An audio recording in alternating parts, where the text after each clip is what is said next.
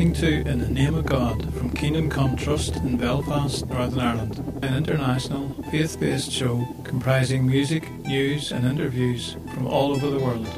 Hi, I'm Raymond McCulloch. Welcome to our 15th In the Name of God show. We have music for you today from Georgia and Texas, USA, and from British Columbia, Canada. And also we begin a two-part interview with Dr. Kiran Martin from Delhi, India. We also have our usual faith-based news feature, Bread News International. You keep on sending us very encouraging responses to our show, which we really appreciate. You can find these on the feedback page of our website. We started the show today with an Irish tune from David Leinweber in Georgia, USA, called Whiskey Before Breakfast. Not that we're advocating such a diet, but Irish tunes do have strange titles sometimes. And we'll have more good music for you in a minute. But now let me introduce my guest for this week, Dr. Kiran Martin. Kiran lives in Delhi, India, and began the ministry of ASHA, which means hope in the Hindi language, more than 21 years ago in the slums of Delhi. Her work has brought her into contact with the Indian government, major banks, and with criminal slumlords, straight out of Slumdog Millionaire. I interviewed her when she visited Holywood, County Down, a few months ago. When did you qualify as a doctor, first of all? I qualified in 1985 from the University of Delhi. By 1985, I'd actually completed my residency in pediatrics. And you're from Delhi originally, are you? Or? Well, I was born in Mumbai. You were born in Mumbai? Yes, that's right. And I lived there for the first 11 years of my life. But then I moved on to Delhi and I've been there ever since. And you became a doctor in Delhi? Yes, I did. Yes, I completed my high school in Delhi. Went on to first studying medicine and then went on to doing pediatrics. I know India is different, but did you have sort of a fairly middle class background, a fairly well-to-do background? No, I was from a middle class background. My grandparents, they came from undivided India back then, before India got its independence. But because they were from a Hindu background, they felt threatened living in what is today Pakistan. Okay. And so they came to Mumbai as refugees, leaving everything behind. Right. And then they found their place in Mumbai over the years. But my grandfather was a lawyer, my dad was a lawyer. But I am the very first doctor in my family. Congratulations. Tell me then, from that background, you wouldn't have much experience of the slums of Delhi. That would not be your natural habitat or somewhere that most people would want to go even, is that right? That is right, because Delhi has today about 14 million people in it, and out of those 14 million, about 4 million people live in slums. Now you see these slum colonies dotted all over the city, but people from middle income families or even wealthier families would never even dream of setting foot in a slum area. They would just drive past, would they? They would, and they might be seeing them from the window of a 5-star hotel or something, and as you just drive along the city, you would see them here and there. It's just not the done thing for anyone else to actually set foot inside. I think it's just the same in the West, actually. We just close our eyes and what you don't see doesn't impinge on you. Yes. So how did you become aware of conditions in the slums, or why on earth did it have this effect on you? I come from a Hindu family, and I just came to know the Lord when I was 18 years old. How did that happen? I actually was invited to a Youth for Christ camp back then. Right. And it was really wonderful the way God revealed himself to me. Because why did you go? I mean, as a Hindu, yes. Did you not sort of feel they're trying to get at me or something here, or did you feel that? No, not really, because I was invited by a friend. Yeah. And it sounded really interesting. So it was a relationship, you already knew some people? Yes, I knew someone, and that person invited me and I went along. And I just sensed the very real presence of God at the time. And I just gave my life to the Lord on the last day of that camp. And since then, I've actually never really looked back, because I just was so overwhelmed by the kind of transformation that happened within me through having gotten to know Christ, that I just decided that I wanted to follow Him. How did your family and your parents particularly react to that? Were they a bit upset about that, or? Yes, they were. I mean, when you're coming from a Hindu background, it's seen as something a step that is alienating you not only from your religion, but from your culture, from your family, from your roots, from everything that you stand for, in your family. Have they changed in their attitude over the years, or? They have, because it's now been 21 years that I've been working in the slums, and they've seen the fruit of my labor. And they've seen all the different things I've been doing, and at this time, there is really no issue at all about the fact that I'm a Christian. The Hindu outlook on life, would it be normal for Hindus to do what you've done? going into the slums. We'll come to how that started in a minute, but just would it be a normal thing, or do you think it's really because of your Christian commitment that you've got involved at all in that? I think it would be very rare, because we have the caste system in the Hindu religion, and you don't cross the divide. Caste, you don't cross the divide, and people living in slums are often from the lower castes, and also people who are outside the caste system, and those people are known as untouchables. And so people from Hindu families would find it really difficult to mix and mingle with them, or even see them as equals, really. Yeah. Because if you really want to help slum people to come out of their poverty, the first thing you have to do is treat them with equal dignity. And that is something that does not come naturally to a Hindu family that is well-to-do. Or to most selfish individuals who are most of us around the world.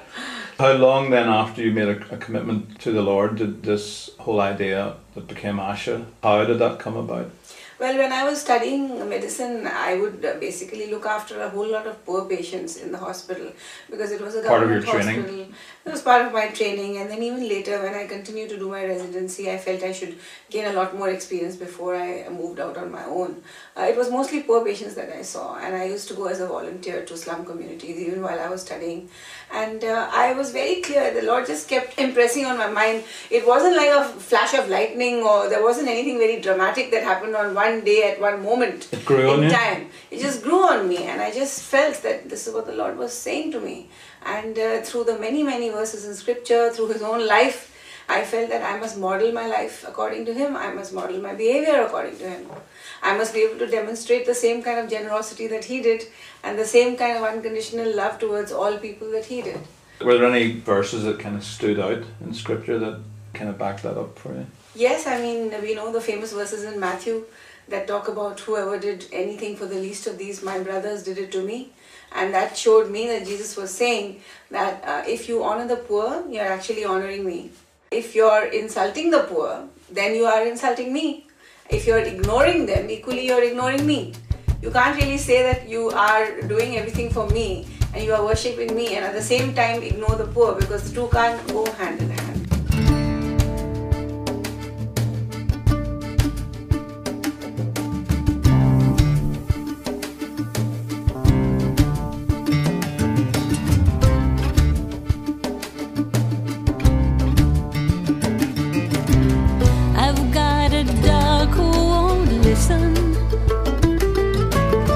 He won't do anything I say. Whenever we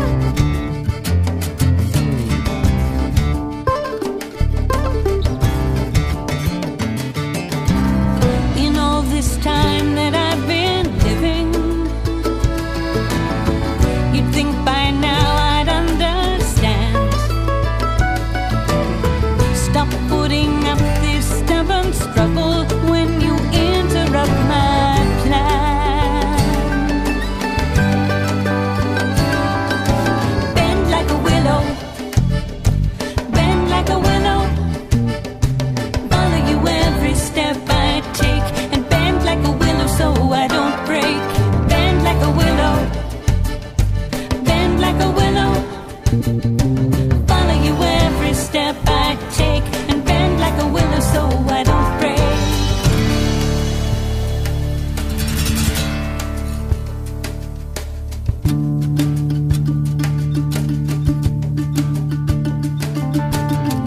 That's why a horse has got a bridle. That's why a dog is on a chain. I never seem to learn my lesson. You have to teach me it again. Bend like a willow. Bend like a willow. A bouncy wee song there from Debbie Zepick from British Columbia, Canada, and Bend Like a Willow.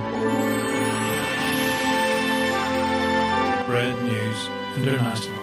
In this bulletin, thousands of Aboriginal people converge on Ottawa, Canada, and Nepal churches growing despite persecution and tensions. Jerry McCulloch reports. Report from Worthy News Asia Service. A Christian advocacy group, US-based International Christian Concern, said that Nepal's churches are experiencing unprecedented growth, despite reported political turmoil and persecution. ICC reported that an increasing number of people turn to Christianity in Nepal at a time when the Asian nation faces turmoil, including a strike by the Maoist Party. The organisation cited research from mission group Build International Ministries as proof that the Nepali churches grew from a handful in the 1950s to denominations with over 100,000 active members today. Churches are growing by leaps and bounds everywhere amid difficulties, added BIM President Sandy Anderson, who spent the last 25 years working with Christians in Nepal. Despite the difficult situation, the church continues to thrive. His comments referred to the overthrow of the country's long-reigning Hindu monarchy in 2006, ending a 10-year Maoist insurgency. Christians have reportedly rallied to express their desire for both religious freedom and dialogue between opposing sides. Over 25,000 Christians gathered on the streets of the capital, Kathmandu, for an unprecedented celebration of Easter Sunday, ICC added. On May the 23rd, the anniversary of a deadly 2009 church bombing, Christians rallied to express forgiveness towards their attackers. The persecution has driven the people in the church to their knees, Anderson stressed. Yes, there are threats. There is persecution, torture, and intimidation. Any time you become a Christian, you face immediate persecution, even from your own family members, he said. ICC's regional manager, Logan Maurer, said the reported growth of the Nepali church, despite uncertainty and persecution, remains an example to churches worldwide. Thousands of Aboriginal individuals assembled in Ottawa to release the forgiveness that Prime Minister Stephen Harper requested in 2008. The Prime Minister concluded his apology for Indian residential schools by requesting the forgiveness of the Aboriginal peoples of this country for failing them so profoundly. At that moment, says Chief Kenny Blacksmith, the onus was placed on our people as individuals to respond. The only way to come into our full healing as the First Peoples of Canada is to forgive. Forgiveness is not political. It cannot be bought or sold. It cannot be legislated. It is an individual choice that can break the generational cycle of victimisation and accusation. Blacksmith met beforehand with Prime Minister Harper, who could not attend on account of international obligations, but has been very supportive and addressed the summit via video on Saturday. The National Forgiveness Summit came out of the vision and leadership of Chief Blacksmith, a residential school survivor, former Deputy Grand Chief of the Grand Council of the Crees of Quebec, and founder of Gathering Nations International. Vision is not reactionary to the past, says Blacksmith, but we have to release ourselves and others from the burden of the past so we can look with hope to the future. Chief Blacksmith, in the company of youth and elders from across the country, presented a Charter of Forgiveness and Freedom to the Government and people of Canada. Authored by residential school survivors, elders and youth, this charter was signed by Aboriginal and non-Aboriginal adherents and witnesses throughout the weekend. Indian Affairs Minister Chuck Strachel was present to accept the charter on the government's behalf. More information on these and other Bread News stories at kingdomcome.org.uk/news.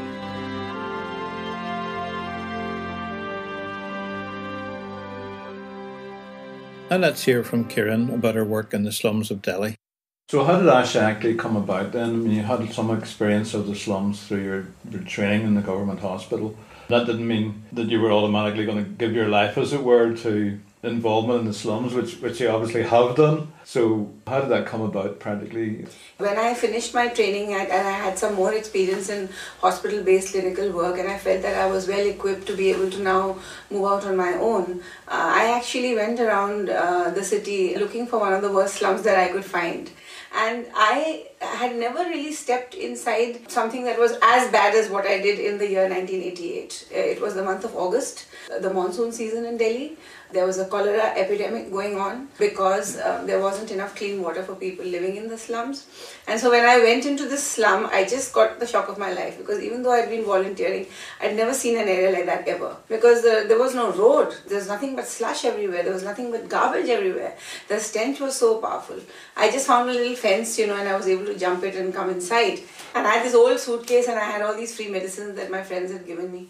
And I just went in and I just found a little place that the slum lord had given me. And in the slums you have a lot of these. Now when you say a little place, do you mean a building like we're used to, a room or a shop front or an office, or what sort of place did you have? No, it was just an open space. It was a little courtyard just outside his house. So he just gave me a broken table and a broken chair. And he said, well, this is the only space that I have in the whole slum. And he was right, because I noticed that every little bit of land in the slum had a slum hut on it. And it was someone's home. So that really was the only open space that I could sit and use. I've seen some of the photographs. What you're talking about here, to try and get Western people to imagine this, is something like a rock festival, only it's permanent. A rock festival in the rain, with all the mud.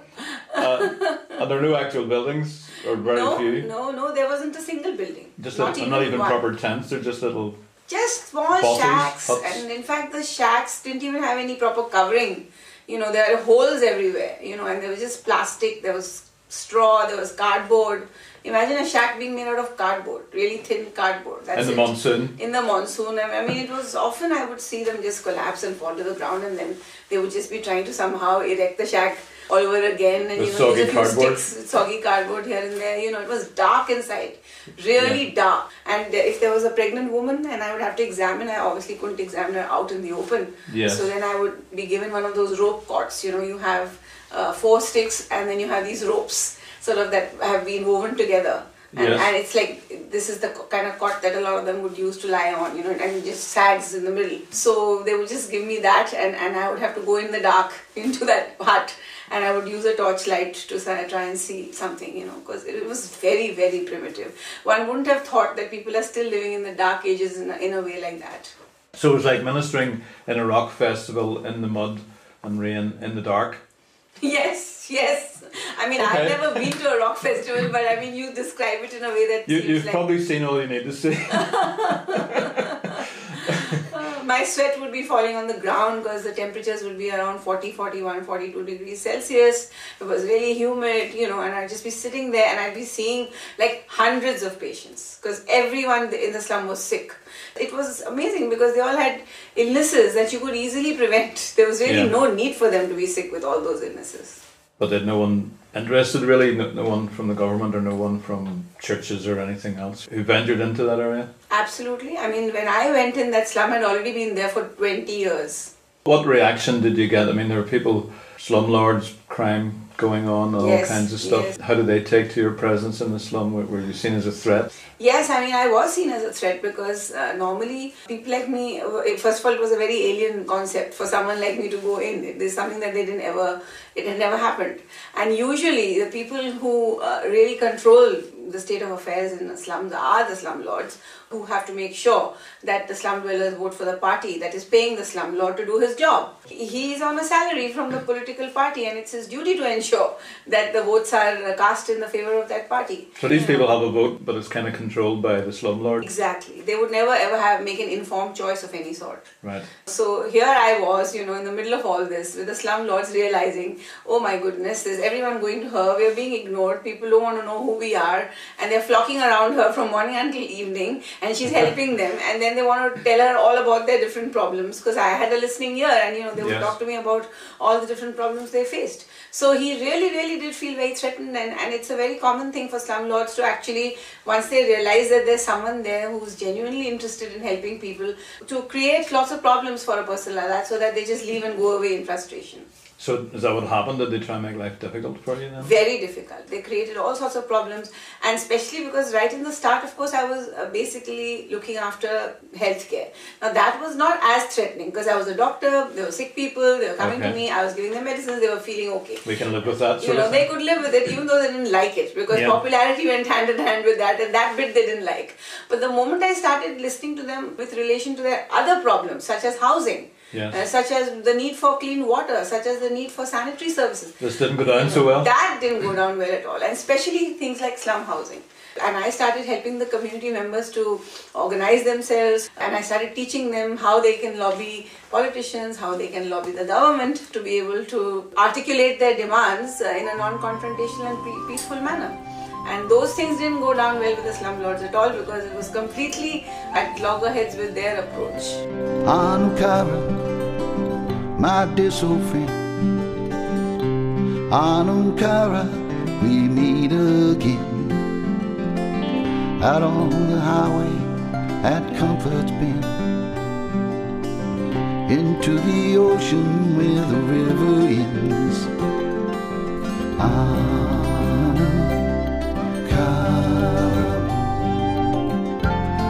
My dear soul friend, as you draw close, I see your face. In your eyes, I feel memories of how we made to always recognize. I will remember you here in time. Anam, Cara. Again and again.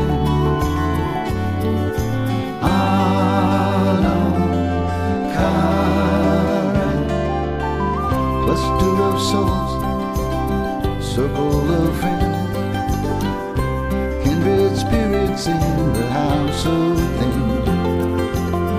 You know me better than I know myself. I tell you everything I say to no one else. All the wrong and the ones different from what we truly are. An old connection brought to life, a song that lifts the heart.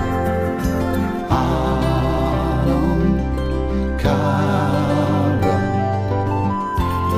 my dear soul friend.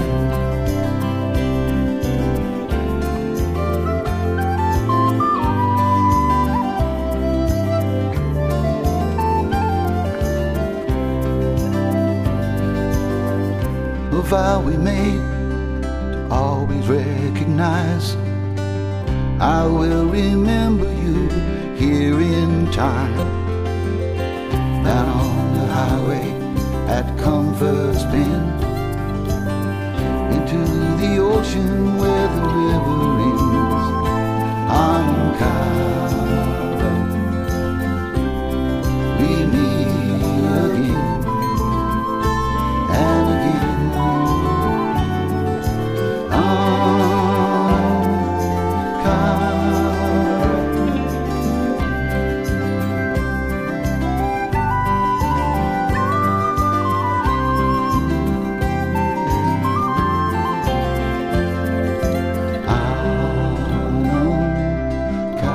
That was Shake Russell from Texas, USA, and Anam, Cara, which is the Irish for soul friend.